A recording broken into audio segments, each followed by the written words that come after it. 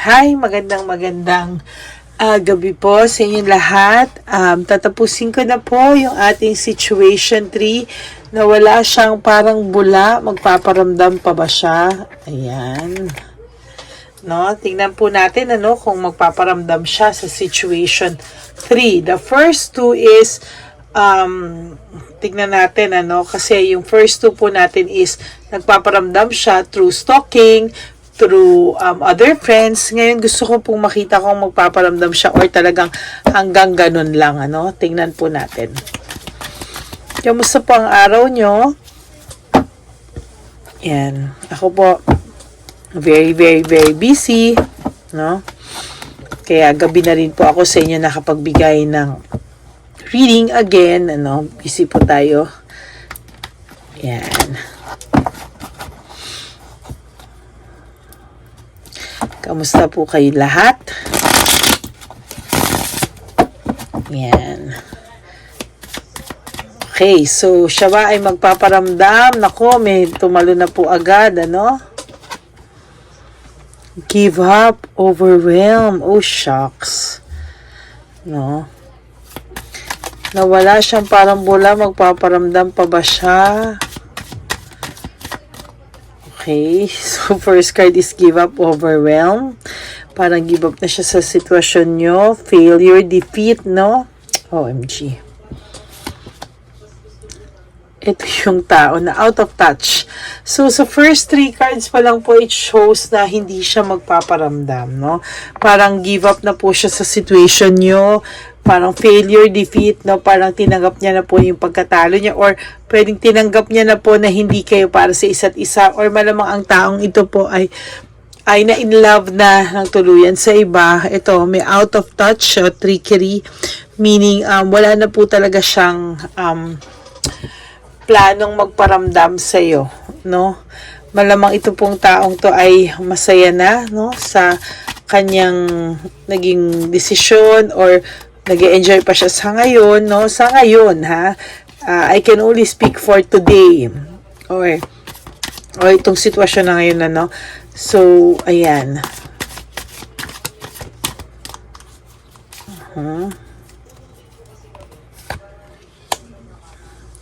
Happy memories in a new venture.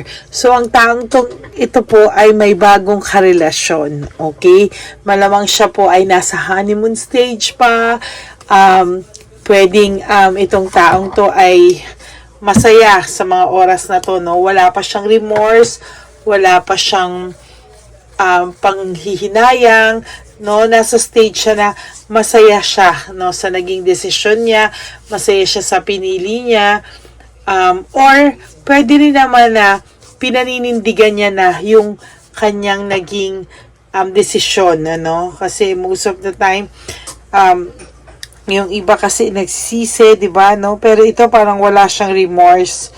Parang pinanindigan niya na ito talaga yung pinili niyang buhay, For the first 5 cards pa lang, nasasabi ko na una, give up, overwhelm, failure, and defeat, out of touch, new venture, meaning meron siyang bagong relationship, I'm sorry po for those people na nakaka-resonate, na talagang hindi na nagparamdam sa kanya, although, nasaktan ka talaga sa taong to, na burnout, na overstress ka sa taong to, nagulat ka, for some of you, pwedeng biglaan yung nangyari, Pwedeng shock sa'yo. Hindi mo in-imagine na bigla na lang siyang mawawalang parang bula. For some of you, hindi rin kayo gusto ng kamag-anak, Pwede kasing hindi kayo gusto ng kamag-anak. Kaya, wait parang hindi kayo gusto ng kamag-anak kayo.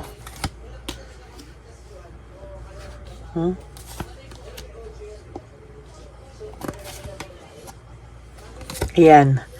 For some of you, baka hindi kayo nagustuhan ng kamag-anak, kaya ganito yung nangyari.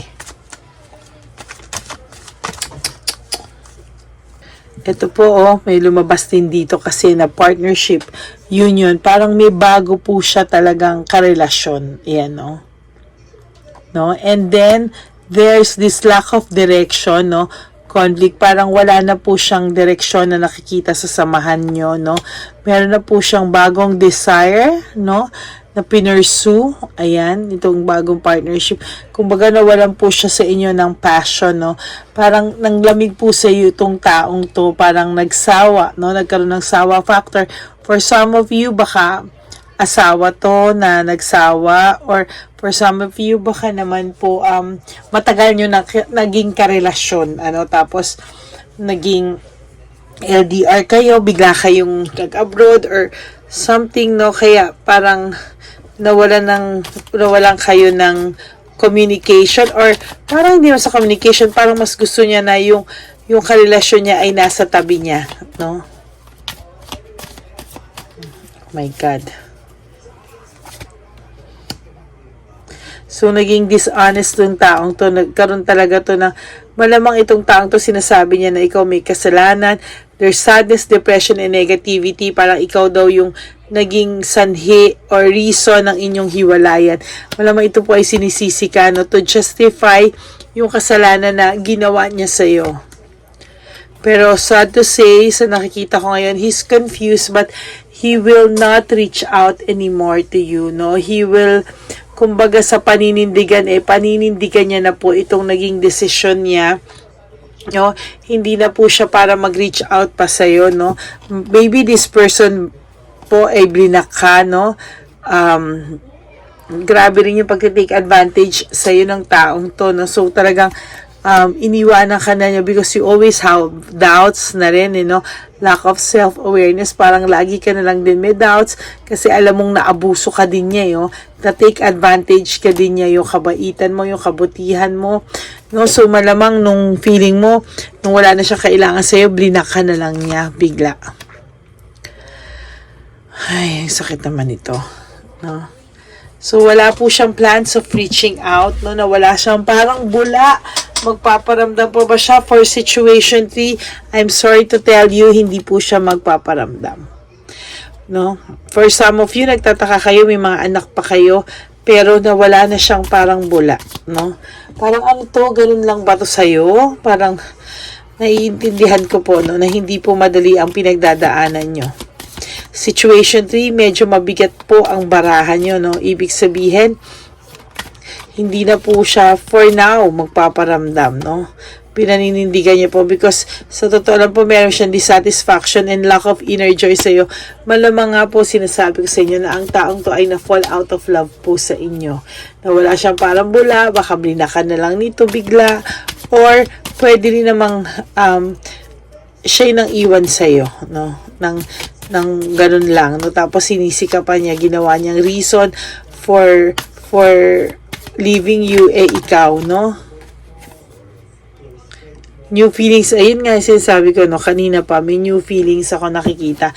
New feelings, may iba siya, ayan din yung isa, new ventures, no? So, malamang ang taong to ay talagang sure na sure akong meron na, no? Parang naghanap siya ng bagong mundo, Parang nawalan siya ng spark sa'yo. Parang nagsawa siya talaga sa samahang meron kayo. Kaya, ayan, no? Talagang naghanap siya ng makakasama, sa totoo lang, no? And parang wala pa po ako nakikitang any remorse, no, ng taong to, no, sa ethics and ano, malamang ang taong to, kung asawa niyo man to, yung kabit niya matapang pa sa inyo, no? He will not admit to you na nagkamali siya. He will not reach out. Ikaw at ikaw pa rin nasisisihin ito kasi para ma-justify nga po yung kasalanan na ginawa niya sa'yo, no?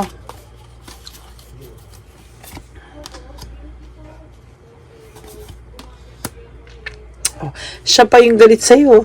Nung blinaka niya, siya pa yung galit sa'yo. Okay to, tindi, Wait. There's panic, no? Nagpapanik to. Tiis ka lang, kapatid, no? Makakalimutan mo rin tong taong to. Kung ikaw blinak niya, ayaw yun ng any communication with you, fine, no? Fine, walang problema ka mo. The deception and manipulation, niloko ka talaga niya, no? So, meron talagang ibang babae. No, meron talaga pong ibang babae. Pa yan.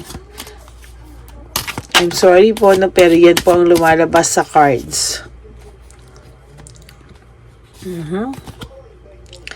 May clear mind ka na and perceptiveness, no? Yung perception mo nagbabago na, no? As ngayon na nakaramdam ka ng ganitong klaseng pain, no, natuto ka from here, no? So sana daw po kapatid sa susunod, wag nyo na daw pong gamitin yung inyong puso lang, no? Always, no? Dapat may puso't damdamin, no?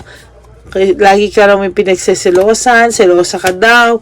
Yan ang mga sinasabi niya sa'yo, no? Which is minsan nakakainis isipin na nakuha niya pang siraan ka, nakuha niya pang baliktarin ka, nawala na siya ng parang bula pagkatapos. Ito pa, no? Ikaw pa yung papalabasin niyang masama. Ikaw pa yung papalabasin niyang may kasalanan. At ba't kayo naghiwalay? It's all because of you. Kalokohan to, kapatid. No? Ikaw ang sinisisi niya para ano? Para ma-justify niya yung mga panlulokong ginawa niya sa'yo, no? Hindi siya honest sa'yo. Ngayon, disaster ang buhay nito, no? At wag mo tong tutulungan, kapatid, ha? Wag mong tutulungan, no? Siya ang gumawa ng ikakasira ng pamilya nyo o ng relasyon nyo. Broken family, shattered dreams. So, there's distraction, no? 10 of Cups. No direction. Unpredictable ang mangyayari sa buhay nito. No? Ay, nako. Bakit pa ganito? No? Minsan mas maaawa ka po pagka lalaki ang niloko, nahulog na. New feelings, patience, and finding meaning, no? Kailangan mo daw po ng isang sitwasyon na, o isang madaliang direksyon at desisyon para sa iyo at sa pamilya mo or sa mga anak mo, no? Kung wala kayong anak, para sa inyong dalawa, no? Kailangan mo raw pong panindigan, no, na magmatigas ka muna for the na ma-realize na lang yung worth at value mo, hindi yung ikaw pa mismo yung nagtotolerate sa kanyang ganyanin ka, no? Huwag kang pumayag na ginaganyan-ganyan ka lang because, Diyos ko, pinag-aral ka ng nanay tatay mo, halos ayaw kang malamukan, tapos gaganituhin ka lang ng isang stranger na hindi mo alam kung saan ang galing na lupalop, bigla na nang darating sa buhay mo at sasaktan ka, no? Nananahimik kayo, papakasalan ka, magpapakasal kayo, tapos yung pala sa huli ganito, di ba? Lack of purpose, no? Lack of purpose. Dinadivert na lang niya attention niya sa iba.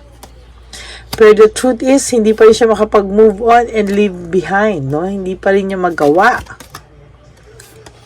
May darating sa'yo. Hatred and maliciousness, no?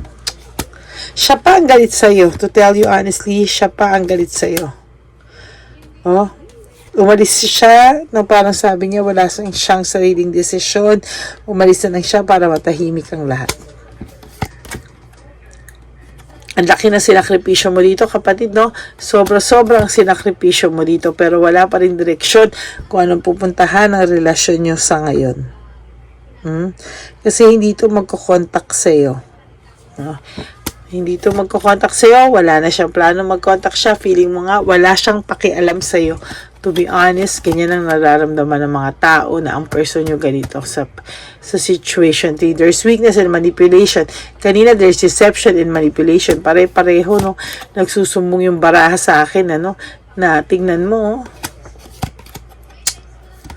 ay,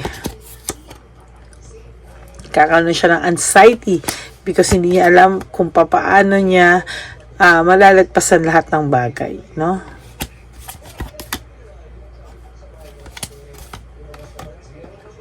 Wala kayong closure nito, no? Incomplete, malamang ito nga ay sinasabi sa'yo, baka nga ito ay blinak ka na, no? Or kayong dalawa ay merong something na hindi na resolve, no? Unresolved issues, no? Very incomplete. Exhausted and fatigued siya, oh. No? Ang gusto mo lang naman ay isang simpleng relasyon na puno ng pagmamahalan, puno ng intindihan, yung support system nyo ba yung isa't isa, pero hindi nangyari. Ngayon, ikaw, pa-okay ka na okay, malapit ka na sa victory and success, siya naman yung palubog pa lang, no? Kasi nauna sa kanya yung mga pa-honeymoon stage niya. So, ngayon, marirealize niya rin. Pero wag mo raw gawing biktima ang sarili mo, no? Wag kang papayag na option ka lang, no? There's coldness, oh, nanlalamig talaga siya sa'yo. Kailangan mayroon kang willpower, no, para tiisin to, para makita niya kung ano yung buhay na wala ka, wala yung mga anak mo, no? Change and of cycle. Ayan, no? Grabe to. Stress and burnout din naman siya, pero wala na po siyang balak bumalik, no? Wala po talaga. Pero distracted siya. Gusto niya pakita sa buong mundo na kahit hirap na siya, na still he is okay, no? Na may pera pa rin siya. Yan, no? Ayan. Frustrated.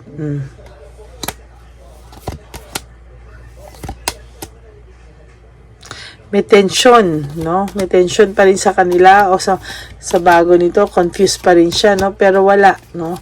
Wala na rin siyang mukha ihaharap sa'yo, so tinapos na lang niya at hindi na to magpaparamdam sa'yo. No? Hindi na to magpaparamdam sa'yo, kapatid.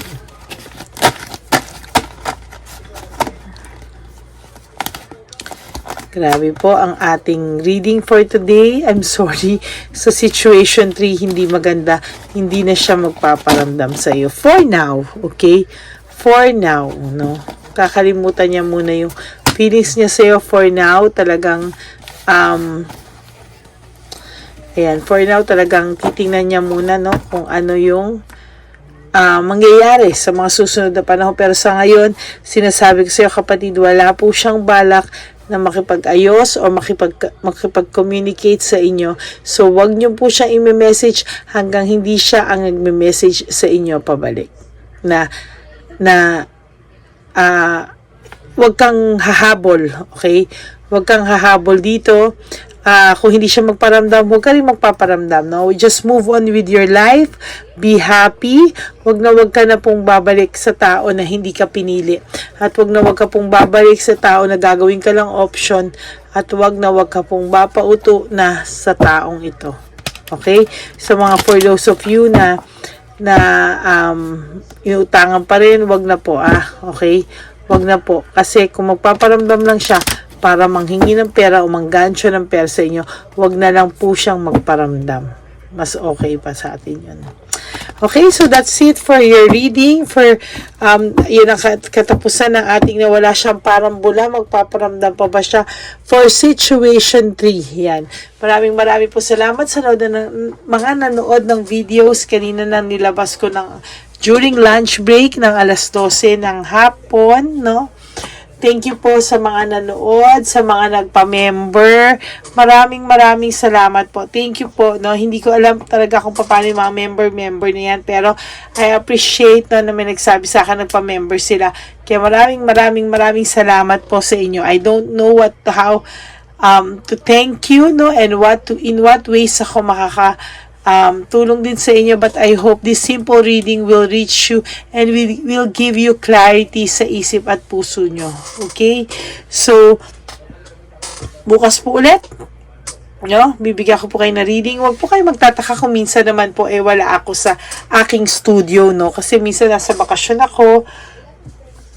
But I want to give you a free reading, no? Kung kayo nasaan ako, basta na-feel ko, gusto kong buksan yung baraha ko, huwag po kayo magtaka kung hindi pa laging ito yung background. This is my studio, pero kapag po nasa lubas ako at gusto kong buksan, hayaan nyo na po akong bigyan pa rin kayo ng free readings, or for those of you na magpapa-private reading, sasabihin ko naman po sa inyo na wala ako, nasa bakasyon ako. So kung meron kayong reading that day, doon tayo magre-readingan kung nasaan ako na walang tao. Okay? So, maraming po sa inyo. Salamat. Bukas, I will do an advice, no, based sa energy, no, kung ano yung gustong ipasabi sa inyo ng person or anong gustong pagawa sa inyo na para makapag-move on na kayo. We will see, ha? Titingnan natin yung payo, no? payo for the day. Meron din tayo ng ganon. Okay? So maraming salamat po sa inyo, and I will see you all tomorrow. I love you, my Lady Elena's family and subscriber and members. Yay! Thank you so much po. So, maraming po salamat sa inyo, and may you have a good night's sleep ahead of you. Pahinga po tayo for today. Sa lahat po ng pusong pagod, sa lahat po ng pusong pagod, at takot ng magmahal, sinasabi ko sa inyo, sa lahat ng pusong pagod sa ngayon, magpahinga lang kayo, pero wag niyong susukuan ang pag-ibig. Magpahinga lang kayo, ipahinga niyo ang puso niyo, pero hindi ka susuko. Okay? Yun lang po. Maraming po salamat ulit, and have a wonderful night and a restful night para po sa inyong lahat. Okay? I love you all. Bye!